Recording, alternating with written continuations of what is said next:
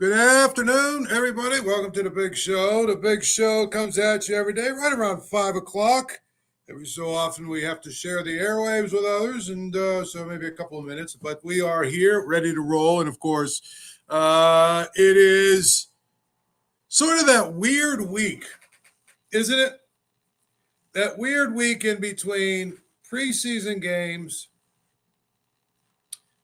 and the regular season start. There's this sort of week of, I don't know, what do we call it? Basically, purgatory, right? Where there's no games this week, there's no preseason games, and all of the teams are going to start to make their cuts. All of the teams are going to start to, round their roster down. There'll be some guys who, think tomorrow they made a roster, which they did, and they're on the 53-man, and then all of a sudden, the team that they make the roster with will probably, in a couple of cases, look at the waiver wire and say, "Oh, wait a minute, this guy's available. Well, we got to cut this guy because we want to sign him." And that's sort of how it is. And then, of course, they need a few days to figure out who's going to be on their practice squad and all that other good stuff. If you've started to follow things, if you've been following it all weekend, it's pretty clear some teams got a head start on that. I know the Browns, I think the Rams, there was at least 5 or 6 teams that I saw on Sunday talking about how they've already made their cuts, and now they're going to start to round their roster out a little bit. It's always a difficult day. It really is. It's always a difficult day. And, some guys are going to get cut, and you're going to be like, wow. But for the most part, we know the guys that aren't going to make the team. And then we basically just sort of figure out if any of them are going to be practice squad guys. And I think that's where we're at. And as I say this, just about,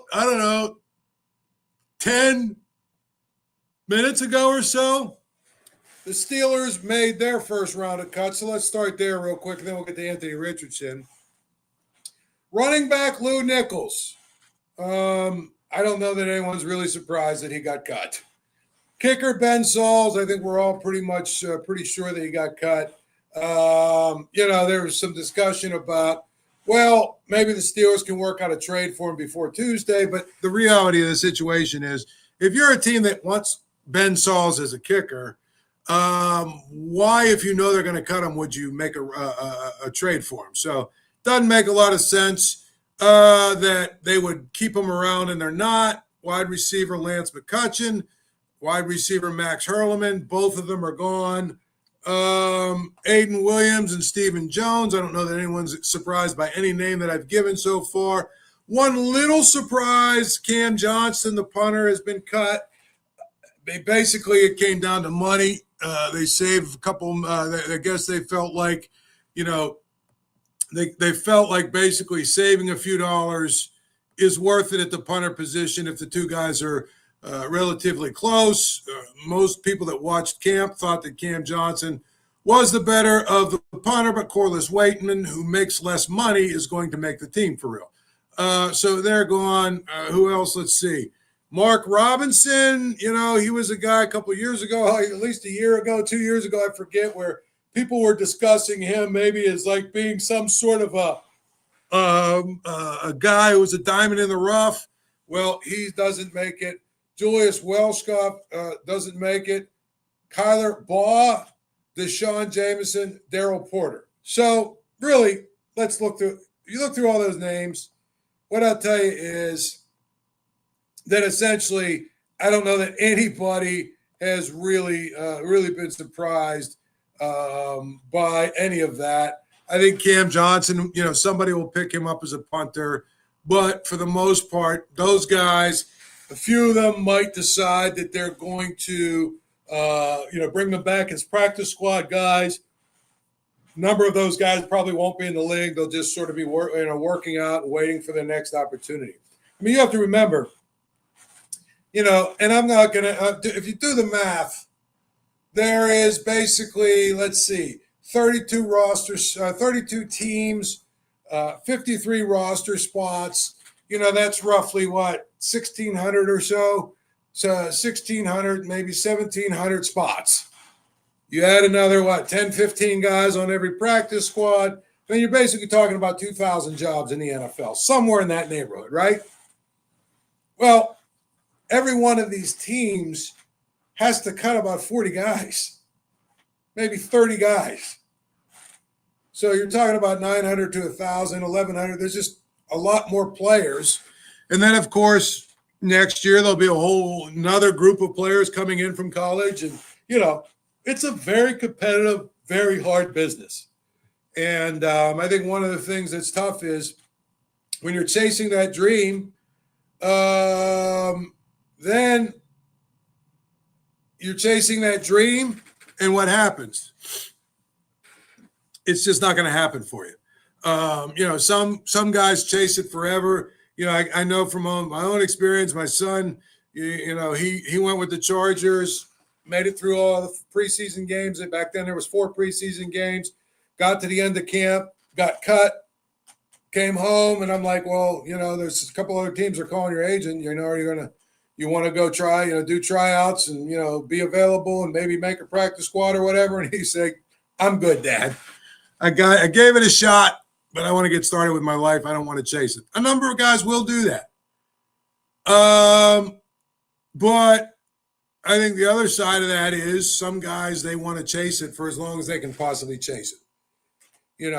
There's times, especially when I used to really cover Pitt full time back, I'd be walking out of practice from Pitt, going back to my car, walking through the practice facility, and you'd see 5 or 6 or 8 guys in there working out, basically waiting for the NFL to call them. They'd be working out at the field or whatever. And, it's just something that is a way of life for some of these guys. But some of them that got cut today will make the practice squad. And the practice squad isn't actually, it's a pretty good living to make, for sure.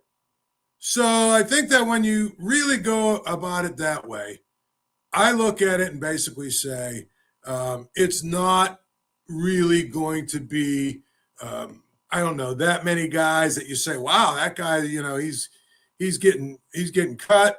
He's this. I just don't think that's going to be the case.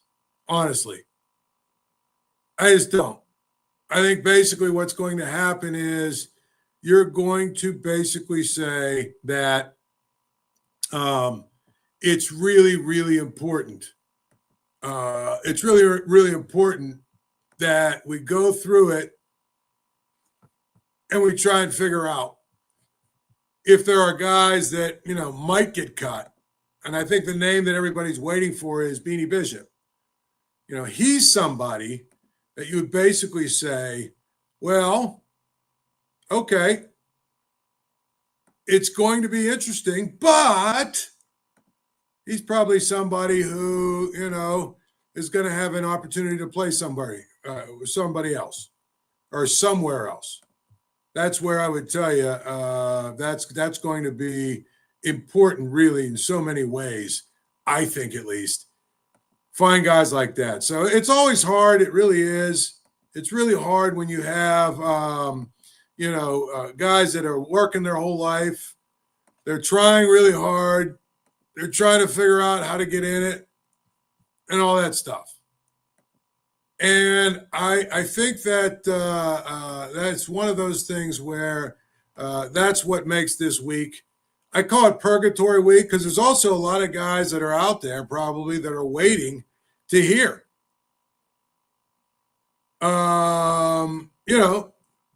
Figure it out. And that's going to be really, really important. They've got to figure it all out.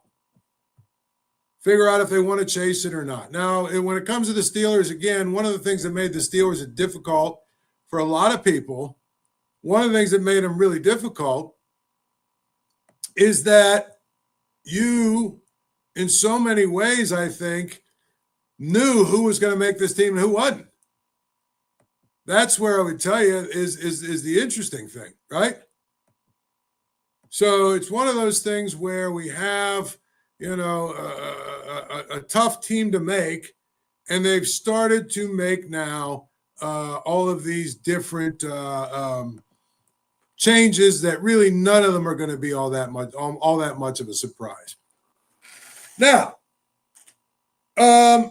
it's going to be interesting. Again, people are talking about Corey Trice or Beanie Bishop. I think one of them is going to make it. One of them will get cut. Maybe the Steelers work out a way to trade one of them, but I just don't know that there's really going to be that much of a market for it.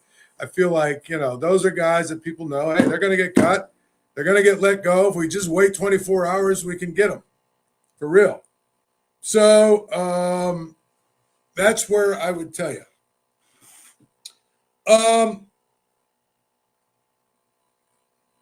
I think that it's now we have to go on to this latest thing. And again, I love all these guys.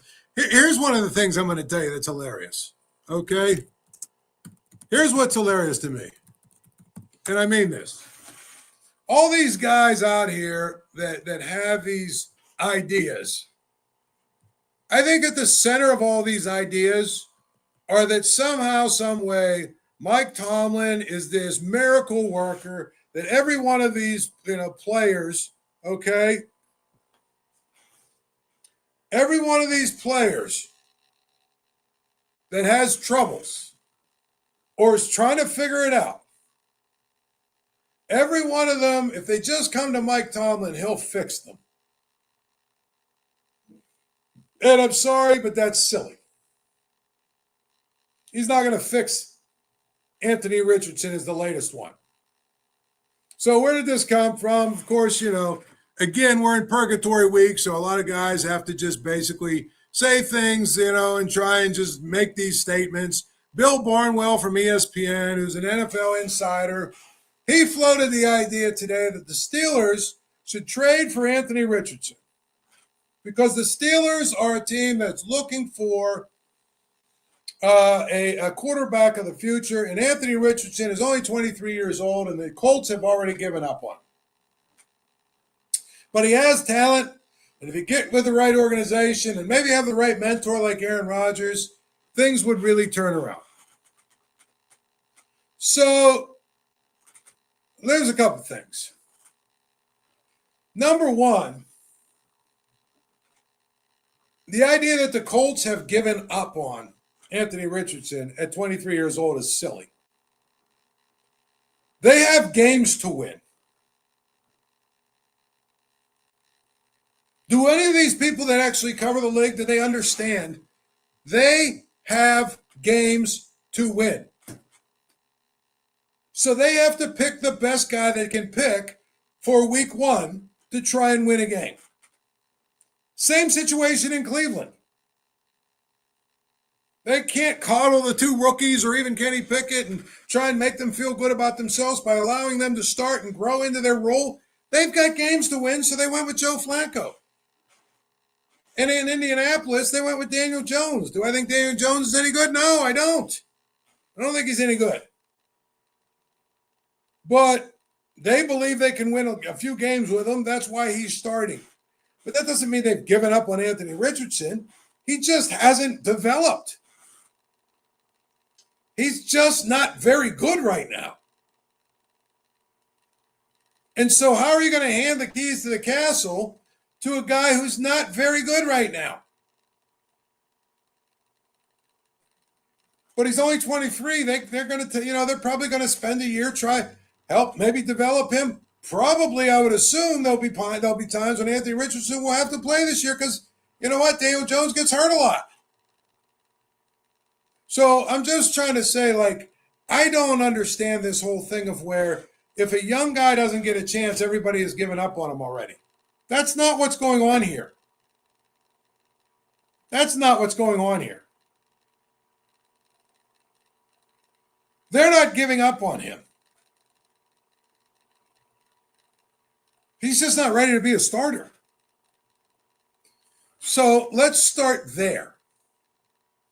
Okay, now let's talk about what Bill Barnwell actually said. Let's find a new home for Richardson, whose camp made noise about struggling to trust the Colts after they decided to make Daniel Jones their starter for week one.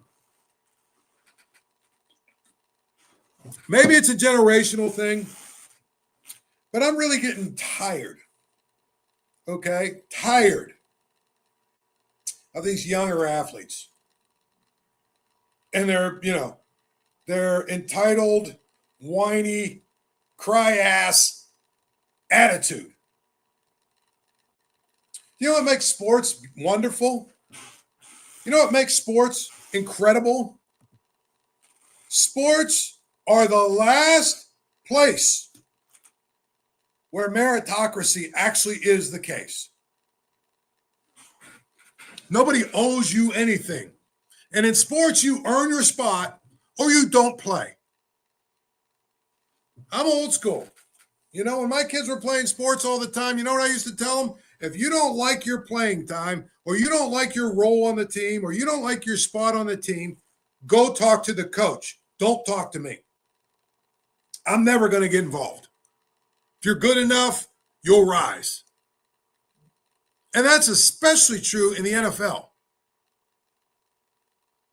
So this guy didn't earn a starting job, and now him and his camp doesn't trust the team because, well, they're not starting me. They're going with Daniel Jones. Well, Jones is probably a better player right now.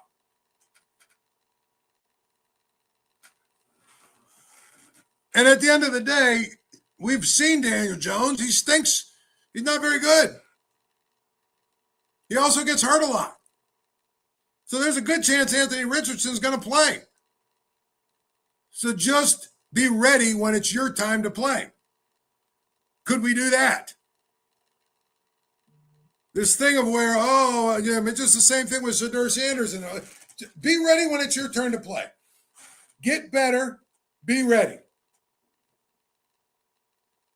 So then all of a sudden, he's talking about, well, this could be like a Trey Lance situation where they're just going to trade him and get him a home. How did that work out for Trey Lance?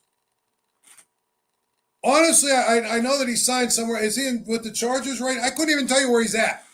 He got traded to the Cowboys, and everybody was going on and on about how the 49ers were ridiculous for choosing Brock Purdy over Trey Lance. How's that working out? So he says, Richardson simply hasn't been up to the task of playing quarterback at the professional level. You think? So, and it'd be cheap for the Steelers, and the Steelers think there's a possibility of turning him into a viable starter, then maybe he's worth the risk. Why would they do that? I just don't get it. And again, I'm tired of these young athletes. Be better. Get better. Work on getting better, making yourself a better player. Because the beauty of sports, again, coaches have to win. They have to win. Are there politics involved at times, and maybe at the high school level? Okay, there are some maybe politics involved here and there because, the coach is friends with this guy, or this guy's a booster president, or this guy's maybe every so often. But guess what? You can only trick up the process for so long. Mommy and daddy can only trick it up for you for so long. And in this case, your agent can only trick it up for you for so long. Sooner or later, you got to perform. Why? Because coaches have to win. And I coach at a much lower level than the NFL, but I coach. And at times I've heard, you play favorites. And I always say, you're right, I do play favorites. You know who I play? The people that show up, that work hard, that get better, that do what I ask them to do, and go out and perform when I need them to perform. Those are my favorites. Yes, you're right. Guilty as charged. And I'd be willing to bet just about every coach who's ever coached at any level will tell you the same thing. The guys that are your favorites, the guys that you're going to get preferential treatment to, the guys that are the guys that earn it. That's what makes sports beautiful, man. It's the last meritocracy there is, right? There's no, putting your finger on the scale when a coach has to win. When it's a coach's job, when a coach is making $8 million, $10 million, $9 million, $10 million a year, and his job's on the line, you better damn well believe he's going to play whoever he thinks is the best player. So this crybaby stuff that we're doing with certain players is silly. I mean, the Shedeur Sanders thing is even more ridiculous. I mean, there are people who believe that Kevin Stefanski is like knowingly and basically intentionally trying to sabotage him. Because that would make a whole lot of sense for a guy like Stefanski, who probably needs to win this year. Like, what are we talking about here? These conspiracies are silly. But I'm noticing it's mostly with this younger generation. And I'm not being old man yells at cloud. All I'm saying is the idea that he doesn't trust the Colts because they picked a different starter. They picked a different starter because the coach has to win games. And he didn't believe your client gives them a chance to win games. And I've said this to people and I've challenged people this. Please show me one coach who isn't going to put the guys out there that he thinks is going to give them the best chance to win. That is going to put a team on the field, right? They're going to put a team on the field of guys who aren't going to give them the best chance to win because they want to prove some sort of a point. What is the point they're trying to prove? That they can be at the unemployment line quick? It's silly. So, I don't even think Anthony Richardson's going anywhere. Honestly, because the Colts need him as a backup. And at 23 years old, they probably think he's still got potential. But again, 13 days from now, right? Is that what it is? 13 days from now. Actually, less than that for some teams, because I think there's a Thursday night game next week. So what is that? So that would be 10 days from now. These teams actually have to start winning. That's what it comes down to. Period. That's what it comes down to. And I think that's where we're at.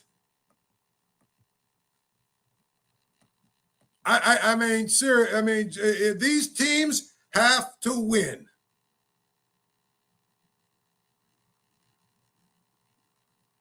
Period. So all this stuff that we're doing with some of these players, these coaches are not being fair. They're not doing this. They're not doing that. How does it? I wish I could talk to one of these people from these national shows, or the Josina Andersons of the world. I wish I could talk to them one time on the air and challenge them to say, okay, please explain to me how it benefits Kevin Stefanski to not try and develop Shedeur Sanders into the best player he can be. Because if he becomes the best player he can be, he becomes somebody who helps the Browns win. And that will save his job. I mean, give me a break, will you please? This thing really just rubs me the wrong way. Period. Game's always on at Archie's. Get down to Archie's. Archie's, home of 80-cent wings, Monday through Thursday, home of the Paul Zeise grilled cheese sandwich. So get down to Archie's. Enjoy yourself. When you get there, tell Archie I said hello. Tell him I sent you. And, of course, Archie's is a great place to be during NFL because on Sundays, all the games are on TV. And that's really what it comes down to. The games are on TV. Okay, so a development of the last, 10 minutes, Trey Hendrickson has signed or agreed to a deal or whatever was going on with him. Remember how he was holding out and everything else? Well, it's a miracle. He got a deal done. He's going to play for $30 million this year. He'll become a free agent at the end of the year. So 1 year, he said he was going to play this year for $16 million. Now he's going to play. He got a $30 million deal, all fully guaranteed, obviously, because it's for this year. And he is going to then become a free agent at the end of the year. So now we have a situation of where he is going to be their guy. Then we have, let's see, Terry McLaurin signed his deal. It's a miracle. All these guys that were holding out and holding in and everything else, they got their deal. a week before the season, a week and a half before the season. I'm going to go out on a limb and say Micah Parsons probably will get his deal soon. And I just feel like this is really just, business as usual. But again, these guys are all guys that are signing. One other thing, Amari Cooper just signed with the Raiders. And, the beat goes on. I would say this, over the next 36 hours, right, there's going to be a whole lot of this stuff going on. There's going to be teams that are going to there's going to be teams that are basically going to be wheeling and dealing and all that other good stuff. And then there'll be some teams who are going to cut. There'll be some guys probably traded, some guys signed. And by the way, this offseason, that means that the Bengals, who always get a lot of you-know-what because they don't do things the right way all the time, well, guess what? The Bengals signed Jamar Chase, T. Higgins, and Trey Hendrickson. So they got all their guys done. And I think that's, the most important thing for them is they got all of their players signed, sealed, and delivered this offseason. And again, we laugh about it, but it's so true. We laugh about it because we are basically going to, talk about all these guys off seasons.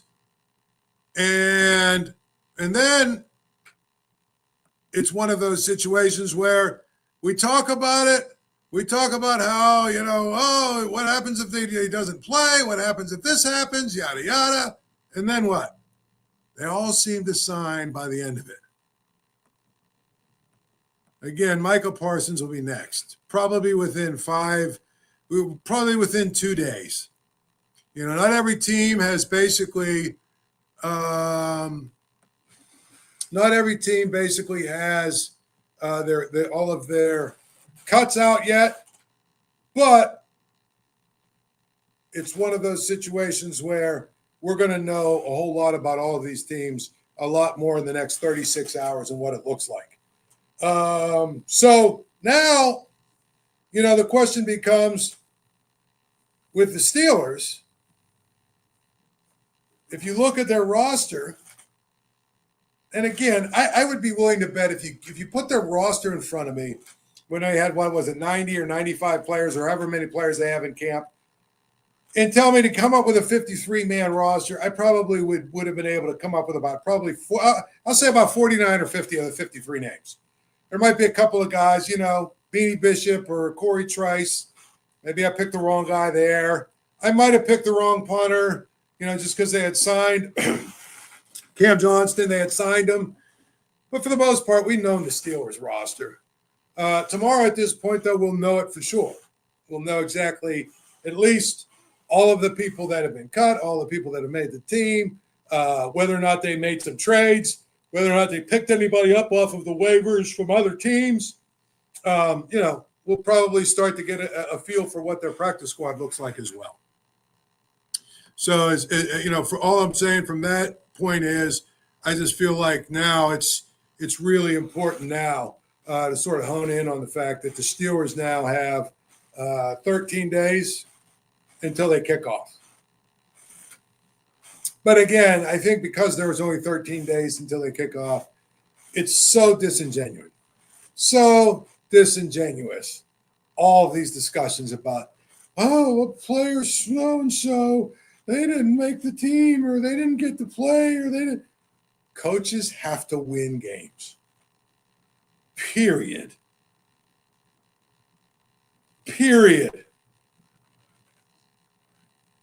And so I feel like I always have to go back to that. Coaches are not going to play favorites with people who aren't going to help them win games.